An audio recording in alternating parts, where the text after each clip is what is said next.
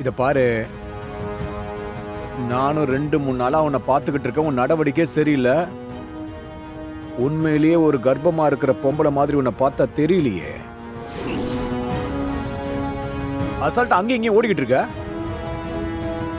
உன் வயித்துல இருக்கிறது என் குழந்தைடி, இந்த வீட்டோட வாரிசு. இந்த குழந்தை தான் என் வாழ்க்கையை எங்கேயோ கொண்டு போக போகுதுன்னு ஜோசி சொல்லியிருக்காரு. தெரியல. இதுல ஏதாவது வில்லங்க ஆச்சு, குழந்தைக்கு ஏதாவது ஆச்சுன்னு வை, மூஞ்சு குஞ்செல்லாம் பேத்துரும். ஐயோ மாப்ள, தம்பி, என்னதான் இருந்தாலும் புள்ளத்தாச்சி ஏதோ ஆர்வ கோளாறுல வேகமா ஓடி வந்துட்டா. அதுக்காக இவ்ளோ கடுமையா பேசாதீங்க.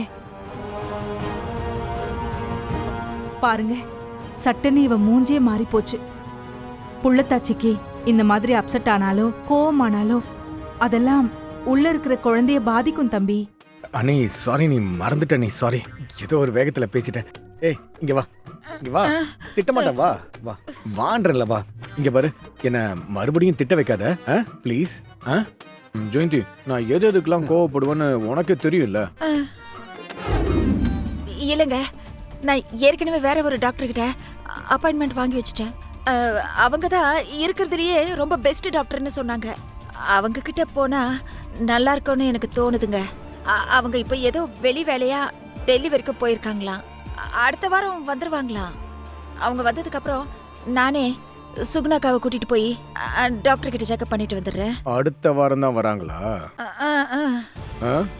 ஏய், நான் ஒரு டாக்டர் கிட்ட போலாங்கிற, நீ வேணாங்கிற, என்னடி அர்த்தம்?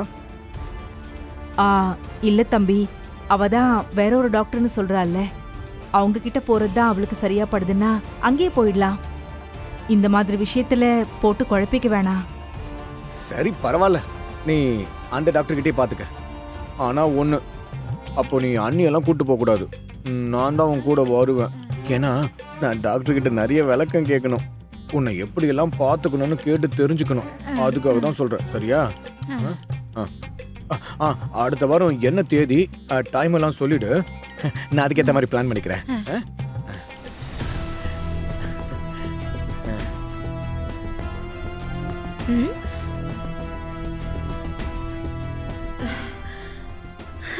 ஐயோ,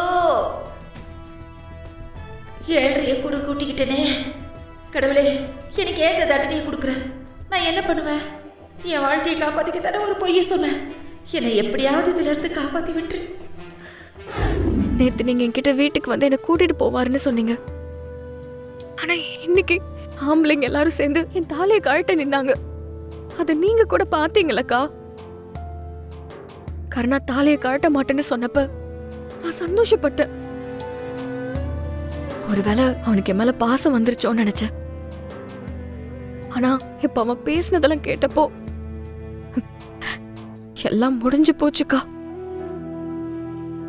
அது அவங்க அம்மா தாலிங்கிறதுனாலதான் கழட்டாம இருந்திருக்கான். இதுக்கப்புறம் நானும் என் வாழ்க்கையை பார்த்துட்டு போயிடலான்னு இருக்கேன்க்கா. என்ன சொல்ற இந்து?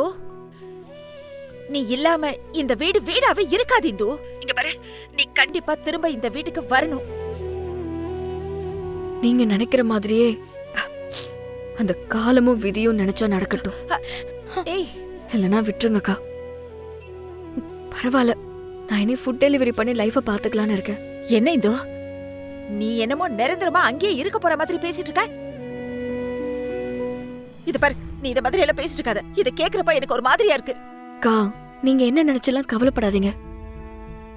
அவங்க சொன்ன மாதிரி 2 மாசத்துல வீட்டை மீட்கிறதுக்கு நான் ஏதாவது ஏற்பாடு பண்ணணும். அதுக்காக இனிமே நான் நிக்காம ஓடி ஆகணும். வேற வழி இல்லக்கா. அது எங்க அம்மா ஞாபகமா இருக்கிற வீடு.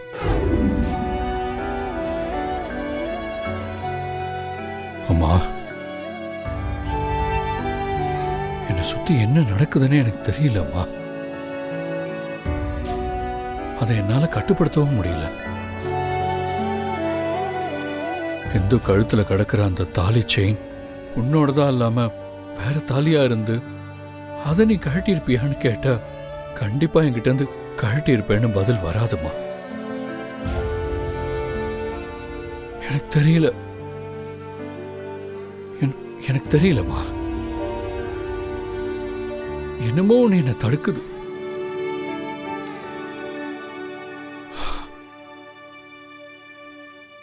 அது ஹிந்து மேல இருக்கிற காதலா இல்ல பாசமான்னு கேட்டா எனக்கு சொல்ல தெரியல.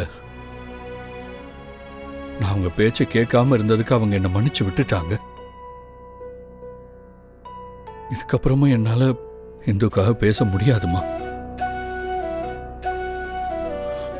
அதே சமயத்துல இதை எப்படியோ என்னால விட்டுற முடியலம்மா. எந்த பக்கம் பார்த்தாலும் அவன் நிக்கிற மாதிரியே என் கூட இருக்கிற மாதிரியே இருக்கு.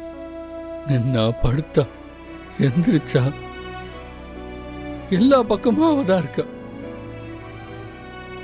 எனக்கு என்ன பண்றதுன்னே தெரியலம்மா. சொல்லுங்கண்ணா. எங்கடா இருக்கு? இங்க வீட்டில் தானே இருக்கேன். நீங்க எங்க இருக்கீங்கன்னு சொல்லுங்கண்ணா, நான் வந்துடுறேன்.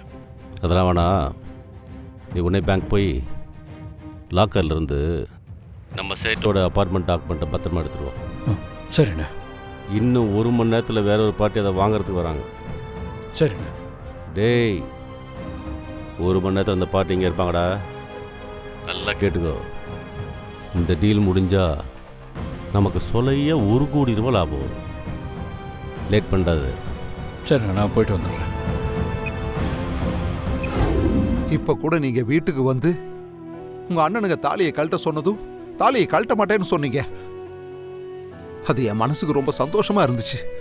பரவாயில்ல, மாப்பிள்ளை என் பொண்ணு மேல ரொம்ப அக்கறையா இருக்காருன்னு நினைச்சேன். ஆனா கொஞ்ச நேரத்துக்கு முன்னாடி நீங்க போன்ல பேசுறதை என் காதால கேட்டேன். அப்பதான் தெரிஞ்சுது அது உங்க அம்மாவோட தாலி. அதனாலதான் கழட்ட வேண்டாம்னு சொல்லியிருக்கீங்க. என் பொண்ணு மேல உங்களுக்கு பாசமோ அக்கறையோ எதுவுமே இல்லை. இதை உங்க வாயாலேயே சொன்னீங்க.